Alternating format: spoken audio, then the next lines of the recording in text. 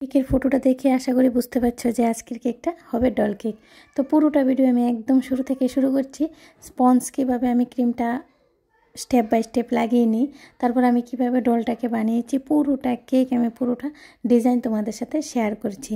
আশা করি ভিডিওটা স্কিপ না করে দেখো, তাহলে পুরোটা বুঝতে পারবে আমি কিভাবে করলাম। তো নমস্কার বন্ধুরা, আশা করি তোমরা সবাই ভালো আছো, আমিও ভালো আছি। তোমাদের সবাইকে জানাই গুড মর্নিং। নতুন আরেকটা দিনে নতুন আরেকটা বিউটিফুল কেকের ডিজাইন নিয়ে চলে এলাম, বিউটিফুল ডল কেকের ডিজাইন নিয়ে চলে এলাম। এই কেকের ডিজাইনটা আমি বার্থডে ওকেশনের জন্য বানিয়েছিলাম, আর এই কেকের ডিজাইনটা আমাকে দেওয়া ছিল।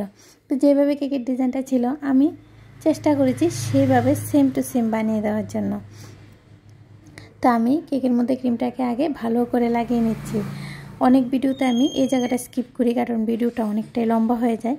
তাই কারণ কেকের মধ্যে স্পঞ্জের মধ্যে ক্রিমটাকে সেট করা আশা করি সবাই জানো, আর অনেকে আছো জানো না, তাদের জন্য আবারও নিয়ে আসলাম। তো আমি দুইটা লেয়ারের মধ্যে কীভাবে আমি ক্রিম সেট করলাম আমি দেখিয়ে দিলাম। তারপর আমি কেকটাকে ফ্রিজে রেখে দিয়েছি রেস্টের জন্য। লেয়ার বাই লেয়ার কেকের মধ্যে ক্রিমটা লাগিয়ে তারপর ক্রাম কোটিং করে একটু ফ্রিজে রেখে দিতে হয়, তাহলে কেকটা একটু টাইট হয়ে যাবে, তাহলে ফিনিশিংটা খুবই সুন্দর আসে আর ডিজাইনটাও খুব সহজেই করা যায়।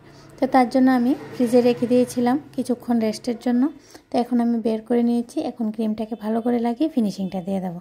আমার কেকের ভিডিওগুলো দেখে আশা করি তোমরা অনেক কিছু জানতে পারবে, শিখতে পারবে। আর যদি তোমাদের মনে হয় যে তোমরা আমার কেকের ভিডিওগুলো দেখে উপকৃত হচ্ছ বা কিছু হলেও জানতে পারছো, তাহলে আমার চ্যানেলটাকে সাবস্ক্রাইব করে পাশে থাকা বেল আইকনে ক্লিক করে দেবে নেক্সট টাইম আরও নতুন নতুন কেকের ভিডিও দেখার জন্য। আর যদি তোমাদের কোনো অসুবিধা থাকে অবশ্যই আমাকে কমেন্টসে জানাতে পারো, আমি তোমাদের সুবিধা মতো ভিডিও নেক্সট টাইম নিশ্চয়ই নিয়ে আসবো। এখন আমি ফিনিশিংটা ভালো করে দিয়ে দিচ্ছি। ফিনিশিংটা ভালো করে দিতে হবে, প্রথমেই ফিনিশিংটাই মেইন। ফিনিশিংটা ভালো করে হয়ে গেলে বাকিটা ডিজাইনটা যেরকমই করা হোক না কেন কেকটা দেখতে লুকটা অনেকটাই সুন্দর লাগে। তো আমার ফিনিশিং দেওয়া কমপ্লিট হয়ে গেছে। এখন আমি মন্ডর মতো বানিয়ে নেব মিডলে, যেহেতু ডল বসাবো তাহলে একটু মন্ডর মতো বানিয়ে নিতে হবে, তা না হলে দেখতে ভালো লাগবে না। এখন আমি নাইফের সাহায্যে একটু মন্ডটাকে একটু ফিনিশিং দিয়ে দেব। ভালো করে ক্রিমটা দিয়ে ভালো করে ফিনিশিংটা দিয়ে দেব। আর তোমরা কে কোথা থেকে আমার ভিডিওটা দেখছো আমাকে যদি একটু বলো কমেন্টসে, তাহলে আমি তোমাদেরকে থ্যাংক ইউ বলাটার সুযোগ পাবো। তা আমি মন্ডর মতো বানিয়ে নিয়েছি, ফিনিশিংটাও একটু দিয়ে দিয়েছি। বেশি ফিনিশিং দেওয়ার কোনো দরকার নেই, কারণ এটা ভিতরেই থাকবে, এটা দেখা যাবে না, তো বেশি ফিনিশিং দেওয়ার দরকার নেই। এখন আমি ডলটাকে বসিয়ে দিয়েছি, ভালো করে ডলটাকে বসিয়ে দিতে হবে। এখন আমি নিচের বর্ডারটা দিয়ে দেব। নিচের বর্ডারটা আমি প্রথমে পিঙ্ক কালারের ক্রিম দিয়ে রাউন্ড করে নজলের সাহায্যে দিয়ে দিলাম। এখন আমি চামচের সাহায্যে ডিজাইনটা করে দিচ্ছি। এই ডিজাইনটা আমার থেকে খুবই ভালো লাগে, তোমাদের থেকে কেমন লাগে অবশ্যই আমাকে কমেন্টসে জানাবে। এখন আমি নজলের সাহায্যে একটু ডিজাইন করে দিচ্ছি, ফ্লাওয়ার বানিয়ে দিচ্ছি নিচে, কারণ ডিজাইনটার মধ্যে সেমই ছিল। এখন সেম নজল দিয়ে আমি উপরেও একটু ফ্লাওয়ার বানিয়ে দেব, পুরোটাকে ঘুরিয়ে ঘুরিয়ে ফ্লাওয়ার বানিয়ে দেব। পুরোটা কেক রেডি হয়ে গেলে তাহলে বুঝতে পারবে কেকের লুকটাই চেঞ্জ হয়ে যাবে।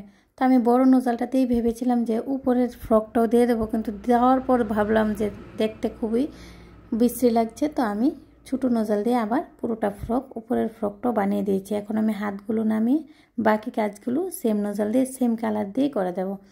একদম কিউট বারবি ডলটা খুবই সুন্দর লাগছে দেখতে। তোমাদের থেকে কীরকম লাগলো কেকের ডিজাইনটা অবশ্যই আমাকে কমেন্টসে জানাবে। এখন আমি উপরে রিবনের জায়গাতেও আমি কিছু কাজ করে দিলাম পিঙ্ক কালার দিয়ে।